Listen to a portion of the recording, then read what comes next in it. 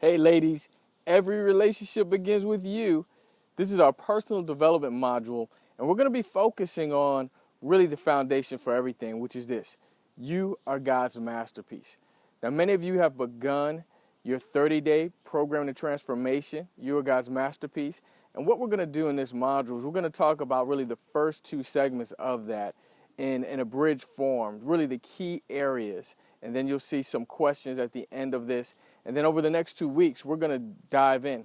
I'm going to be asking you to share, and we're going to be giving you feedback, and we're going to begin really giving you some counsel and insight on how you can push through to step into this space of knowing who you are as God's masterpiece.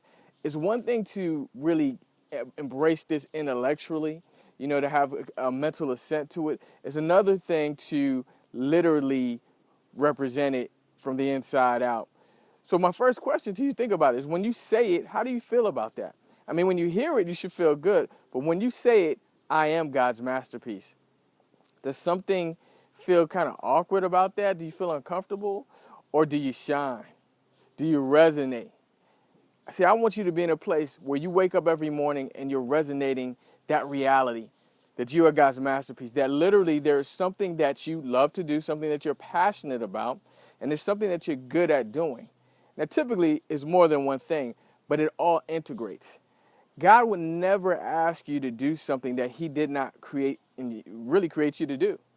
Actually, the scripture says that he gives you the desire and the ability to do his will. And that's expressed in the unique way that he made you. So let's look at this for a minute. In your childhood, what were some of the things that you did instinctively, naturally?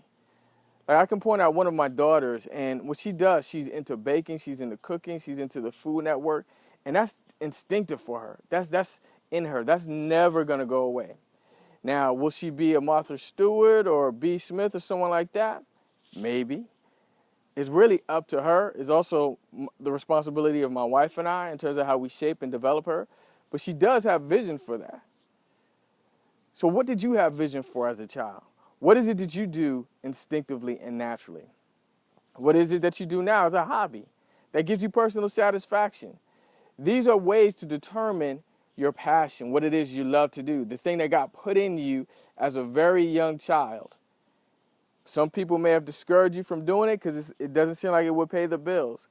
The enemy finds all kinds of ways to really kill the seed of God's design inside of us from blossoming and bearing full fruit. Think about it. If you're doing what you love to do and your heart is fully invested in it, want to be the best or among the best in the marketplace? Well, of course, you got to be good at doing it. So I always share this analogy, and if you heard it, if you've already begun your program, is that some people love music and some people love to sing, but they're not good at it.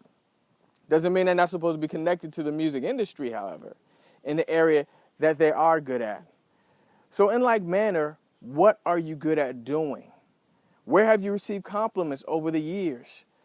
What comes naturally to you? Because one thing I learned many years ago is that what comes naturally to me doesn't always come naturally to others. And that's when I started to recognize, you know what, you really got a talent in that area. Because these people are clearly talented, but they can't do what you do. And so when I started to see the distinction now, I was like, okay, I get how this works. So where have you gotten compliments? Where have you gotten awards or recognized in the past? It's very easy to overlook those things because they're natural to your makeup and your design. So I want you to go through these questions, and we're going to be sharing. We're going to begin sharing. We're going to begin interacting around that. We're going to begin encouraging one another.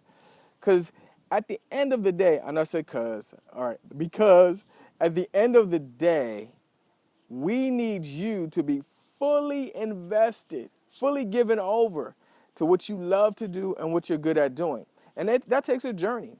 I mean, there's risk involved, right? There's fear of the unknown if you haven't fully stepped into it. And most people are just thinking about it as far as their dream or doing it kind of as a little side thing, as a hobby. But you haven't fully stepped into it. Now, if you have, look, I want to hear from you. You can share and encourage because that's one aspect of being God's masterpiece. There's some other aspects, but that's one, and that's key. So we're going to go into this questions here that you'll see in the slide that I'm about to move forward with for you. But I really want you to encourage you to go deep with this. Don't rush through it. Because I'm going to know based on what you post if you rush through it. And if you did, don't worry about it. I'm going to help you go deeper. All right? So let's move forward with this. This is your personal development module. The first two pieces of You Are God's Masterpiece, which is a program you should be going through anyway.